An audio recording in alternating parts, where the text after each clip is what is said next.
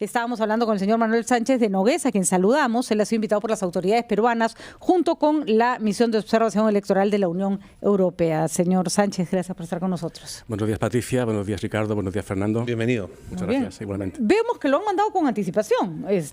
Sí, ¿Por qué viene con tanta anticipación una misión de observación? Porque las misiones de la Unión Europea son misiones de largo plazo, son integrales. Esto quiere decir que observamos todo el proceso electoral, porque evidentemente unas elecciones no es solo no es solo la jornada electoral, sino que son otras muchas más fases, la inscripción de candidatos, la campaña electoral, cómo los medios cubren la campaña, cómo la cubren las redes sociales, la inscripción de votantes, la educación al voto, el trabajo de las administraciones electorales, y eso requiere tiempo, y por eso estamos aquí desde el 17 de diciembre y con un equipo de 50 observadores en 25 parejas que están distribuidos en todos los departamentos, están radicados en las capitales de los departamentos, pero también viajan viajan dentro de su departamento, y de hecho han viajado a muchos sitios, han estado en Cachicuela, en Torata, en Guaitará, y los verán en más sitios, ¿no? en Yamino.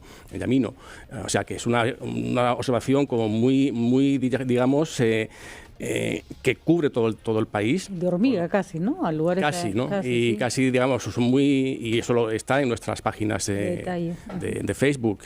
Y integral también porque, como he dicho antes, observamos todas las fases del proceso electoral, y no solo lo que pasa antes de las elecciones y el día de las elecciones, sino también lo que pasa después, pues todo el contexto electoral y todo eso. Muy bien, vamos a hacer una pausa para que el señor Sánchez nos siga contando después cuáles han sido hasta ahora lo que han observado, ¿no es cierto? Y cuáles son las expectativas para el 26 de enero, que está aquí nomás a la vuelta de la esquina. Ya volvemos.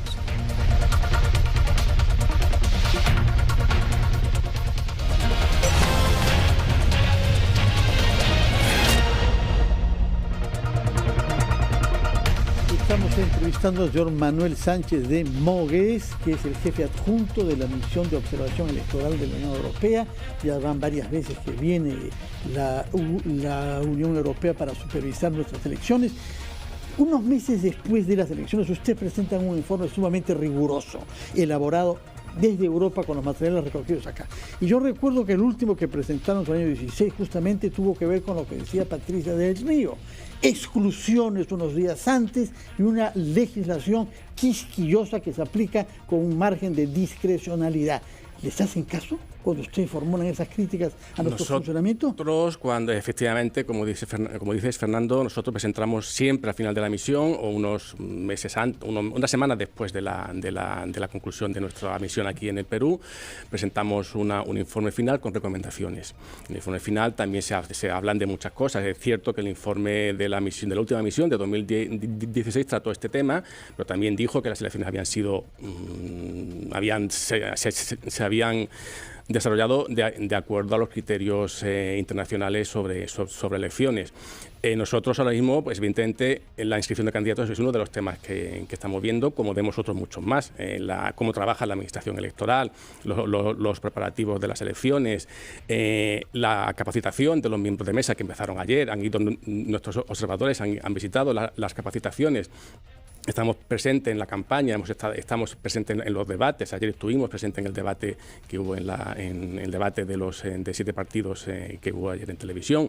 Vemos muchas cosas y vemos también, evidentemente, una de las cosas que vemos, como otras muchas más, es la inscripción de candidatos. Ahora, nos imaginamos que si la legislación es dura o puede ser hasta irracional, no pueden hacer mucho más. Ustedes solo observan que la legislación vigente se cumpla, ¿no? Nosotros observamos la legislación, nosotros observamos la implementación de esta legislación, tanto la legislación peruana como los acuerdos internacionales sobre participación política de los que Perú que es signatario, tanto internacionales como regionales a nivel de América Latina. De lo que ha visto, sobre todo también en los medios de comunicación, porque Fernando, aludíamos acá a esta figura del equilibrio y la pluralidad que deben mostrar los medios de comunicación al momento de estos días y semanas previos a las elecciones. De lo que ha visto hasta el momento, ¿qué evaluación hace? Nosotros, he explicado antes que somos una misión integral, independiente, imparcial, Y hay una cuarta I, que es sin interferencia. Nosotros no somos actores en este proceso electoral, lo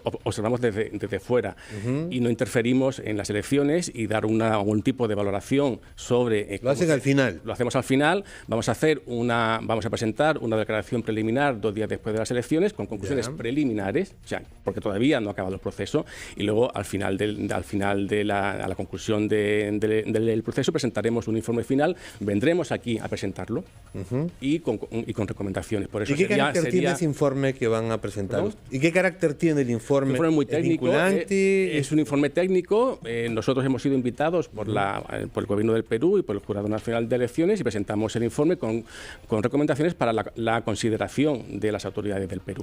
Hay algunos postulantes al Congreso, determinados partidos, que señalan que están participando para cuidar la democracia, pero que este no les parece un proceso democrático dada el contexto en el que se está desarrollando. No tenemos Congreso de la República debido a que se cerró por el enfrentamiento entre Ejecutivo y Legislativo. ¿Ustedes toman en cuenta esos contextos? Nosotros tenemos en cuenta todo lo que tiene que ver con las elecciones, el contexto político, el contexto electoral, el contexto jurídico, el contexto social en el que se desarrollan unas elecciones. Y evidentemente nosotros nos reunimos con muchísima gente, con muchísimas personas de todo el espectro político, sociedad civil, autoridades electorales, votantes, hablamos también. Y, evidentemente, todo lo que nos dicen lo tenemos en cuenta. Es una información que nos permite luego hacer un análisis y una evaluación de cómo ha ido el proceso. ¿Qué efectos tiene el informe de una observación como la de la Unión Europea? Es decir, ¿en qué puede repercutir al final si el informe, por ejemplo, estamos hablando en hipotético, es negativo?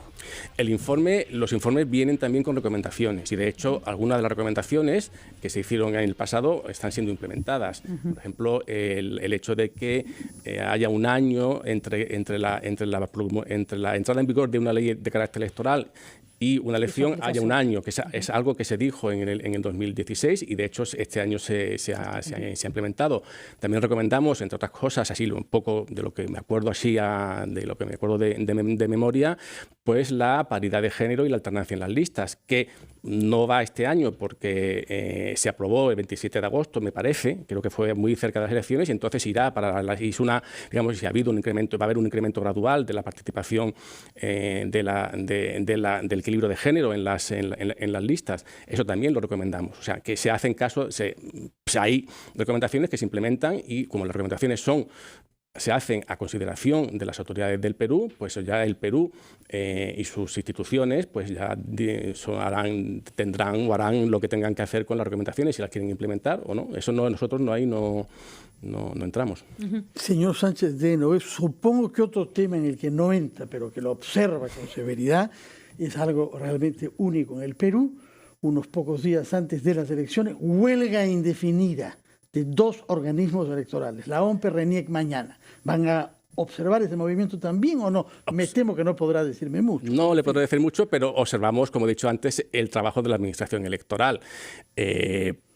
Cómo trabajan, todos los plazos y los plazos que tienen se están cumpliendo, si hay capacitaciones y se están haciendo, la distribución del material electoral para que llegue a todas las mesas de votación. Eso lo haremos y se verá reflejado en el informe, evidentemente. Otro tema importante en el Perú, pero esta vez sí en todos los países, son los límites de la libertad de expresión respecto del agravio, del insulto, de actos racistas y otras formas de la barbarie.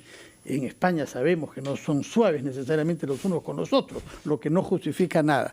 ¿Cuál es el margen de lo que es tolerable y no respecto a las asperidades en el debate político? Nosotros tenemos una unidad de monitoreo de medios de comunicación que lo que hace es que monitorea, como dice la palabra, toda la información y toda la campaña electoral que sale en los medios. Evidentemente, ese monitoreo se está realizando ahora. Sería un poco aventurado por mi parte hacer algún tipo de comentario, de análisis sobre este aspecto.